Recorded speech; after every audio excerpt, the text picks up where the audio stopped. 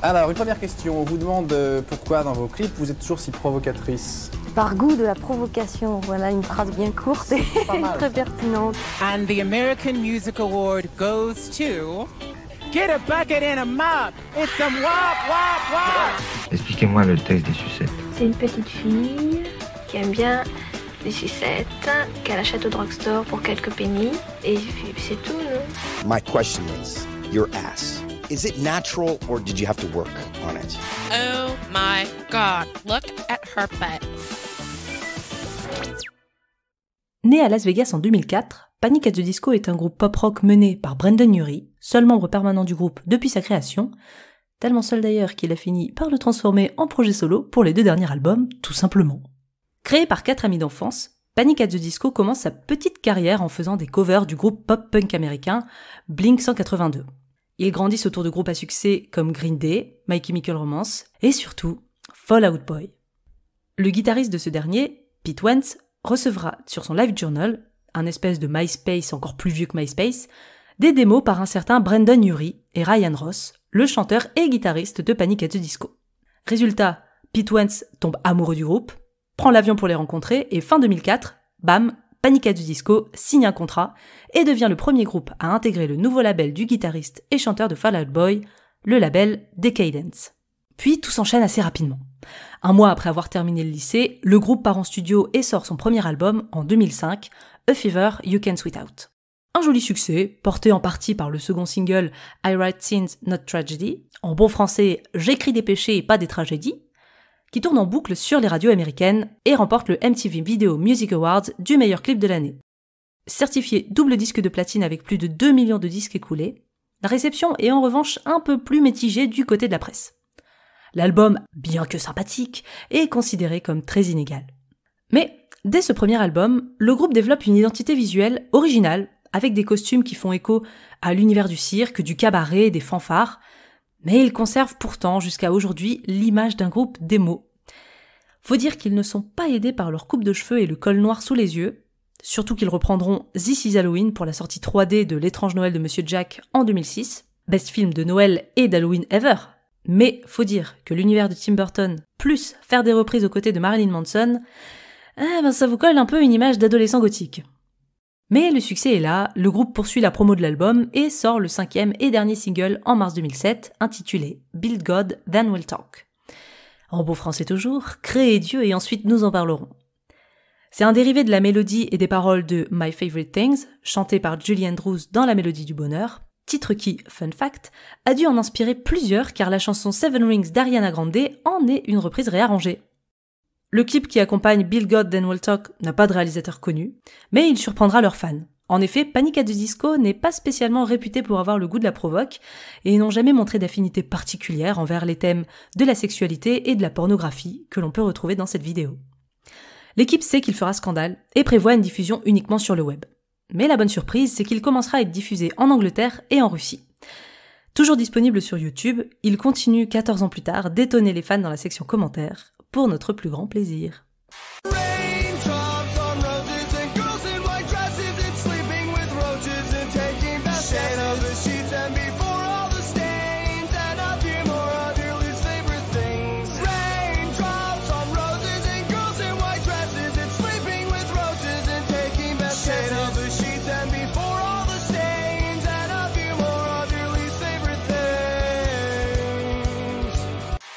Eh bien, avant de commencer, Jade, est-ce que tu veux nous raconter ton petit rapport à Panic! At the Disco et Build God Then We'll Talk ? Bah, c'est pas très compliqué. Mon rapport à Panic! At the Disco, il est nul. Tu sais, ça fait partie de ce genre de groupe dans les années 2000. Alors, tu vas me dire si je me trompe pas, mais très inspiré de Fall Out Boy. Moi, ça me rappelle vraiment les sonorités de Fall Out Boy et j'ai pas trop écouté. Mais vraiment tous les trucs un peu rock, un peu punk rock qu'on écoutait dans les années 2000, mais genre quand t'étais au collège. Ça me cassait les couilles. Je trouve pas ça recherché, je trouve pas ça musicalement agréable. Tout se ressemble. Et du coup, franchement, Panic! At the Disco, je crois que je les ai juste entendus dans la BO de 3 films. Je les ai entendus dans la BO de Suicide Squad, pas celui qui va sortir, mais l'ancien. Je crois il reprenait Bohemian Rhapsody de Queen. Et la reprise était pas dégueulasse, en fait, elle ressemblait beaucoup à l'original, ce qui faisait que ça n'avait aucun sens. Je les ai entendus dans The Greatest Showman, donc qui est ce qu'il est, et j'aime pas trop ce film. Et je les ai entendus dans La Reine des Neiges 2, qui font la chanson, qui font ah, et c'était insupportable. Je déteste ce film, je déteste cette franchise et je déteste cette reprise qui est absolument dégueulasse. Donc voilà, c'est un gros mais. Et toi, Mina? Moi, c'est un petit mais. C'est-à-dire que je connais le groupe parce que moi, j'écoutais tous ces trucs des années 2000. Hein. Genre My Chemical Romance et tout ça. Alors, je ne suis pas très fan de Fall Out Boy, mais My Chemical Romance, l'album The Black Parade, j'avoue, c'est un album que j'écoute encore aujourd'hui et que je trouve incroyable. Tous ces groupes de rock un peu américains où, enfin, je suis d'accord, tous ressemblent. Vraiment, c'est pas original. C'est un peu chiant. Et Panic! At the Disco, c'est pareil. J'aime pas trop ce groupe. Et la seule chanson que j'aime bien, c'est celle-ci, en fait. Parce que j'avais vu le clip par hasard un jour sur MTV il y a très longtemps. Mais sinon, j'écoute pas du tout ce qu'ils font, j'aime pas leur tête, c'est horrible. Mais par contre, j'ai pas écouté toutes ces reprises qu'ils ont fait, à part la reprise qu'ils ont fait pour L'étrange Noël de Monsieur Jack, c'est un petit mais pour moi. Mais d'ailleurs, avec cette chanson qui semble faire un peu exception à leur discographie, qu'est-ce qu'on entend? Bon, on entend une petite histoire. Moi, j'aime bien parce que je trouve que c'est assez rare dans les chansons d'avoir vraiment une histoire qui est racontée. Pour le coup, il raconte vraiment une histoire d'une vierge qui vient d'avoir un boulot grâce à un avocat infidèle. Et on comprend qu'elle a vraiment besoin d'argent, sous-entendu qu'elle va devoir coucher avec lui. Mais oui, mais c'est ça, moi j'ai pas trop compris. Alors, les paroles, elles sont hyper alambiquées. J'ai dit, ça tourne autour de la prostitution dans un motel. Et ouais, j'avais compris l'histoire d'une fille qui est appelée la Vierge et la prostituée dans les paroles. Elle couche avec un avocat pour décrocher un poste, sachant que l'avocat trompe sa femme et que sa femme est potentiellement enceinte. Et j'ai regardé plein d'explications, j'ai rien compris. Genre, il raconte l'histoire, les premiers ou deuxième couplets, et après, comme tu dis, ça part un peu dans tous les sens, c'est un peu alambiqué. Il y a la reprise de la chanson My Favorite Things, et en fait, je vois pas trop ce qu'elle vient faire là. Enfin, par rapport à l'histoire, je vois pas du tout ce qu'elle apporte. Même le titre de la chanson, franchement, oui. Enfin, tu vois, c'est un nom de la chanson qui est inspiré d'un roman de Chuck Palahniuk, qui s'appelle Chuck. Mais je comprends pas non plus le titre de cette chanson. Tu sais, ça me fait penser un peu à ces chansons, genre, on te fout plein de trucs alambiqués, une sorte de gloubi-goulba de paroles, de trucs un peu classe, mais qui vont pas ensemble, et finalement, c'est pas digestible. Et tu comprends pas, et tu termines la chanson, t'es en mode... Bah, je sais pas ce que j'écoutais, je comprends pas vraiment l'histoire que j'ai écoutée. Tu vois, j'aime bien les chansons qui racontent des histoires. Je pense à Copacabana, j'adore cette chanson parce que j'adore l'histoire. Et la tribu de Dana, j'adore l'histoire de la tribu de Dana. Mais autant celle-ci, tu vois, quand c'est des espèces d'histoires qui sont à demi racontées et que t'es tellement dans la figure de style tout le temps que tu comprends rien finalement. Enfin, vraiment, moi j'ai dû regarder des explications sur internet pour comprendre de quoi ça parlait. Oui, bah en plus, les explications sur internet, enfin, les gens n'ont pas l'air d'avoir plus compris, j'ai l'impression. Franchement, j'ai des théories qui semblent coller, donc c'est pour ça que j'ai pu essayer de recouper un résumé. Mais putain, les mecs, racontez une histoire, n'allez pas faire des métaphores tous les 2 mots, quoi, ça suffit au bout d'un moment, ça vous rendra pas plus intelligent. Mais après, j'ai trouvé le son très cool. C'est pas vraiment comme ce qu'on avait entendu par rapport aux sorties du groupe. J'ai bien aimé le son. J'ai trouvé très cool, un peu fête foraine. Ouais. J'irai pas la réécouter pour autant, mais je valide de manière générale le son. Bah d'ailleurs, on entend souvent cette phrase qui revient tout le long de la chanson, c'est une magnifique caricature de l'intimité. Mais c'est le refrain, ça. Oui, c'est le refrain qui est chanté en boucle. Encore une fois, c'est juste une phrase qu'ils ont dû trouver jolie et qu'ils l'ont répétée en boucle. C'est un petit peu la seule qui a un rapport avec ce qu'on voit dans le clip. Au final, toute cette histoire de la Vierge, de l'avocat infidèle, de la femme enceinte, vous n'allez jamais trouver ça dans le clip. Et d'ailleurs, qu'est-ce qu'on voit dans ce clip ? Je voudrais commencer, en effet, je rejoindrai immédiatement ce que tu viens de dire. Quelque chose qui me saoule dans l'histoire de la vidéo musicale, arrêtez de faire des histoires chantées pour derrière nous raconter une autre histoire. Ça n'a aucun putain d'intérêt. C'est super saoulant et tu te crois intelligent en disant voilà, je vais vous raconter des histoires. Non, t'as décidé de faire une chanson avec une histoire, tu nous montres ton histoire. Tu n'avais pas inventé une autre histoire. Voilà, c'est bon, j'arrête de m'énerver. En tout cas, ils auraient dû faire des paroles par rapport au clip parce que le clip est vraiment cool. Au tout début du clip, on voit l'entrée d'une salle de spectacle avec écrit en grand, en lettres rouges tout au-dessus « Now showing porno mime ». On voit que c'est sold out et on va voir un mime derrière qui est en train de fumer une clope, je crois d'ailleurs, à l'arrière-scène. Et vraiment avec tout l'attirail, hein, donc le costume blanc, les gants blancs, le visage maquillé en blanc, la marinière rouge, les bretelles. Il fait ses salutations au public. Là, on va voir un spectacle assez inédit, je trouve même plutôt très très cool. C'est-à-dire qu'en fait, c'est donc un porno mime et il va mimer du sexe. Et c'est trop bien. Et en gros, c'est du sexe qui est pas du sexe comme on a l'habitude peut-être d'en faire, entre guillemets, j'ai pas envie de catégoriser le sexe, mais c'est vraiment du sexe porno. Moi, j'étais en mode, c'est le genre de mouvement que tu vois dans du porno, et vraiment, ça va de... Voilà, il fait semblant de sortir sa queue. Alors, dites-vous surtout une chose, on ne verra jamais rien de tout le clip, donc quand vous explique les choses, ce sont vraiment des mimes, vous ne verrez rien. Donc dans un premier temps, il sort sa queue, on voit qu'il est en train de dire « Ah mon Dieu, mais quelle grosse queue !» et il se la caresse, il fait semblant qu'il a une relation levrette, il fait semblant de faire un cunilingus, c'est vraiment emprunté à la culture du porno. Et autre chose qui est emprunté à la culture du porno, c'est qu'on a des plans sur le public et que tous les visages sont floutés. Quasi tous les visages, parce qu'on a quelques visages qui vont ressortir. On a notamment, j'ai vu un homme un peu genre habillé homme d'affaires qui se mord le doigt vraiment hyper excité quoi. C'est vraiment tout le monde qui assiste à un porno général et on remarque dans la foule une jeune fille blonde qui semble beaucoup apprécier le spectacle sans être dans l'excitation montrée mais qui semble vraiment émerveillée par ce spectacle. Et du coup après le spectacle elle va retrouver le mime dans les loges. Tout le reste du clip ça va être un peu leur relation. Très rigolo et moi j'ai beaucoup aimé ça. En fait tout se fait en mime entre deux. Les baisers, les objets qui se donnent, à un moment il la demande en mariage, il fait semblant qu'il a une boîte avec une bague et il lui passe une bague invisible au doigt. Et ça rend en fait la relation encore plus inexistante et impossible et c'est hyper malin, c'est hyper bien pensé, c'est juste de pas seulement rendre invisibles les relations sexuelles mimées, mais également toute la relation. C'est comme si le sexe était faux, mais les relations aussi elles sont fausses. C'est beau hyper ce que malin. tu dis. Ah, je t'ai dit, les cahiers du cinéma ils sont là. Hein. Et comme dans toutes les relations amoureuses, on a le up et ensuite on a le down. Ah, là on a la grosse descente aux enfers de la star du mime. On le voit donc toujours en mime, qui boit à outrance, il se prend des rails de coke. Et toujours de manière mimée, hein, vous ne voyez rien. Ouais. Mais c'est génial, parce qu'en plus, du coup, ils font le montage est beaucoup plus dynamique. Enfin, tu vois, tout est en accéléré à ce moment-là, et notamment le spectacle qu'il fait. En fait, on revoit des scènes de son spectacle, mais vraiment en accéléré. Du coup, ça donne une impression déjà d'être accro au sexe. T'as l'impression que le mec est complètement addict. Enfin, je trouve que ça illustre hyper bien la déchéance du gars, et parce que du coup, on les voit aussi entre-temps s'engueuler. Et surtout qu'on voit qu'au fur et à mesure de ces spectacles, sa compagne semble plus vraiment satisfaite de le voir fucker, entre guillemets, devant tout le monde. Et elle décide de prendre une décision, d'où le fait qu'elle décide. Et le mime, en rentrant de son spectacle, va la retrouver dans leur chambre et il la retrouve en train de mimer un acte sexuel, comme s'il y avait quelqu'un, mais il n'y a personne. Ouais. Elle est habillée en petite nuisette, pas trop sexy en plus, toi, c'est vraiment normal. C'est comme si elle était en train de le tromper. Et le mime, il va faire semblant d'attraper l'inconnu qui n'existe pas, de le frapper, de le renvoyer par terre. Enfin, cette scène est vraiment cool, quoi. Enfin, tout le clip est vraiment très très cool. Et ça se termine. Est-ce qu'ils ont rompu ou pas rompu? On sait pas trop. Mais le mime, il va continuer ses spectacles, quoi. Ouais, en fait, il a fini de foutre des gros pains au mec. Mm-hmm. Et elle reste assise sur le lit.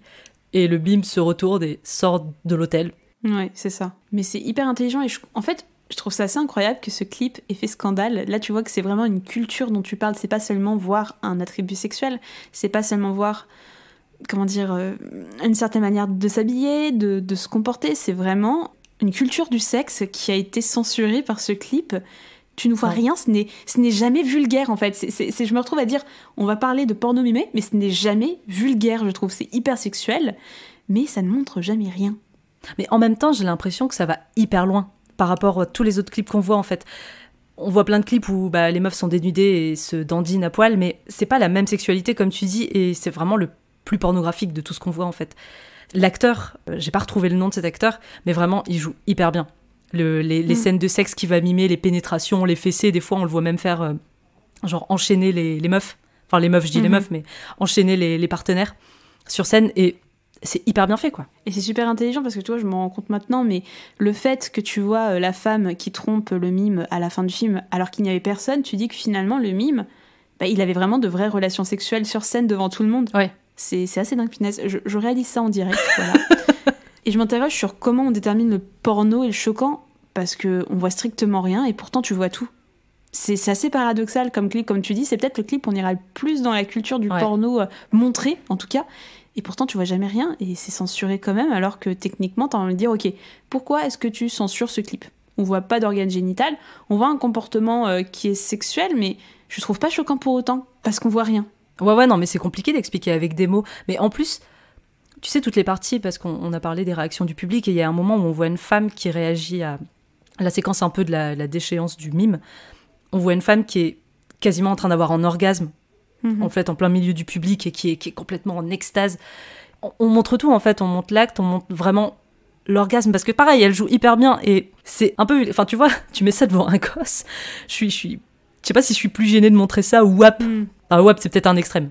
Ouais, pour moi, c'est un extrême. Même si j'aime beaucoup ce clip, je trouve que c'est un extrême. Et tu vois que tout est sexualité, en fait. C'est vraiment dégoulinant de sexualité. Et là, c'est vraiment de la sexualité... j'ai pas envie de dire fun, parce qu'il y a une histoire derrière tout ça, mais c'est vraiment... C'est même une histoire dramatique, en plus. Bah ouais, mais qui n'a encore une fois rien à voir avec les paroles de la chanson. Mais ouais, franchement, je kiffe ce clip, quoi. C'est hyper intelligent, c'est hyper malin. En même temps, je suis étonnée qu'il soit censuré, je suis pas étonnée. C'est vraiment le paradoxe. Oui. Ce clip est un paradoxe. Mais avec tout ça, Mina, est-ce que ça t'a excité ? De ouf, ça m'a excité. Mais ça m'avait déjà excité les premières fois que je l'avais vu, en fait. Quand je l'ai vu passer à la télé, c'est vraiment les petits papillons dans le ventre, comme on dit. Mais il est, comme tu dis, c'est hyper paradoxal parce que tu vois pas de peau. Bon, comme quoi, d'ailleurs, on n'a pas besoin d'être nu pour être excité, hein, au final. Tu vois pas de peau, tu vois pas de trucs... C'est explicitement sexuel, mais en même temps, tu peux pas trop expliquer la censure. Mais en même temps, par exemple, moi, ça m'a vraiment excité. Je sais pas si je pourrais genre me poser en mode je commence à me toucher et je commence à avoir un orgasme dessus. Mais ouais, c'est le clip qui m'a vraiment excité. Et toi, Jade, est-ce que ça t'a excité ? Je suis pas certaine. Disons que j'aime bien la situation. En fait, j'étais tellement impressionnée par l'intelligence de ce clip que j'arrivais pas à être excitée. Et en même temps, si, parce que tu vois, genre quand il fait des gros cunis ou annulingus ou tout ce que tu veux, j'étais en mode et que ça partait vraiment loin, j'étais en mode pourquoi pas. Franchement, bonjour Monsieur le Mime, quand vous voulez, où vous voulez. Et c'est super malin. Excitée, je ne pense pas fondamentalement. Parce que malheureusement, en fait, j'ai toutes les images de porno qui me revenaient en tête où j'étais en mode, en fait, ça, je l'ai déjà vu en vrai. Est-ce que c'est mieux de le voir avec des acteurs qui le font vraiment ou est-ce que c'est mieux de le voir en mime ?